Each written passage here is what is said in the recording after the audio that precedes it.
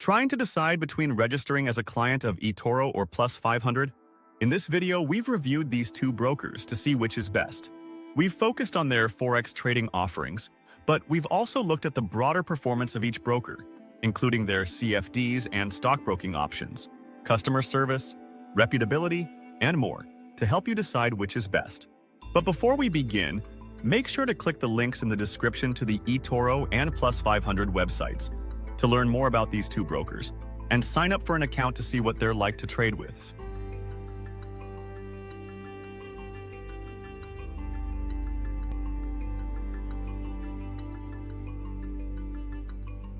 When it comes to their basic performance, it's hard to split eToro and Plus500. They both have roughly the same minimum deposit requirement at $100 US. Although with eToro, the minimum requirement is just $50 in some countries. Both brokers support a good range of deposit and withdrawal methods, including PayPal, although only eToro supports Neteller at the moment. When it comes to the number of currency pairs on offer, Plus500 comes out ahead by a decent margin, which is good if you like to trade exotics.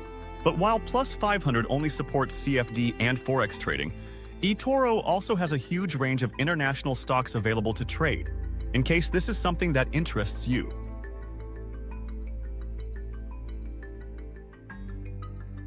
So, how do these two brokers compare when it comes to their reputability and regulatory scrutiny? At the moment, eToro is regulated by the FCA in the UK, ASIC in Australia, SciSec in Cyprus, and the FSA in Seychelles. On the other hand, Plus500 has all of the same licenses we just mentioned, and they're also approved by the national market regulator in Singapore, New Zealand, South Africa, and the UAE. Therefore, while both companies are quite reputable, Plus500 has a lot more national market regulator approvals at the moment. This means that their operations are under closer observation from international regulators, and they're more likely to be officially licensed in the country you're trading from.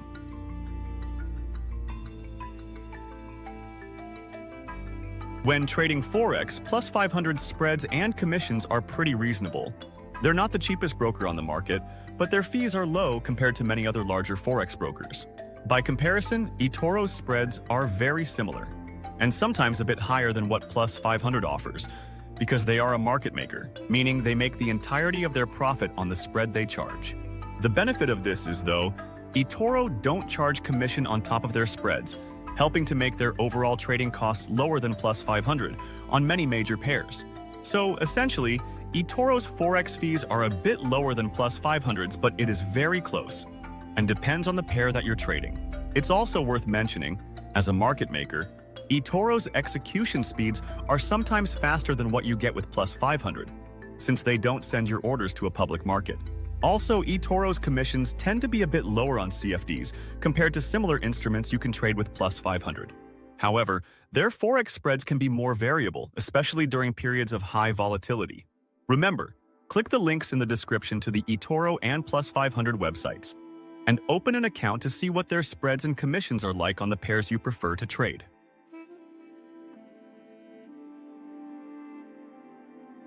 Both eToro and Plus500 are a bit different to other Forex brokers when it comes to how you trade with them. At the moment, neither broker supports popular trading platforms like MT4, MT5, or TradingView. Instead, you have to place trades and monitor price action using each broker's own web platform or mobile app. So, if you're a seasoned Forex trader who has been using MetaTrader 4 for the past 10 years, neither of these two brokers are a good choice.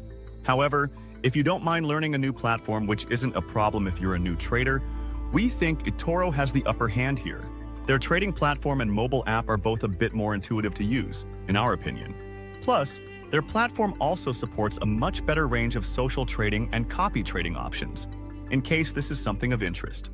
eToro is the market leader when it comes to social Forex trading.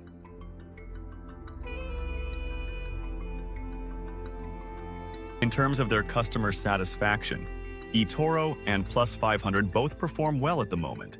Customers tend to rate them about 4 out of 5 on average, according to Trustpilot, which is pretty good, given most people who have a good experience don't tend to leave a positive review.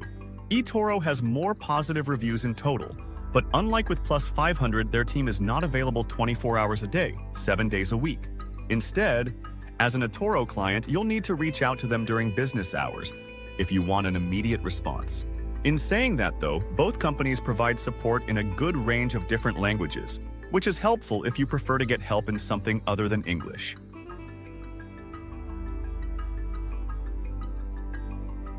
So, you might be wondering, which of these two brokers should you open an account with? It depends a bit on what you're looking for. Plus500 is the better regulated broker, and they're more likely to be officially licensed in your country or region. On the other hand, eToro has a better trading platform and more instruments to trade, although they don't have as many different Forex pairs on their platform at the moment. Both companies have good customer support, but eToro's spreads and fees tend to be a little bit lower than with Plus500 at the moment. Remember, click the links in the description to both of these brokers' websites to open an account and test them out to see which is best for you. And if you have any questions about choosing between eToro and Plus500, let us know in the comments, and we'll respond as soon as possible.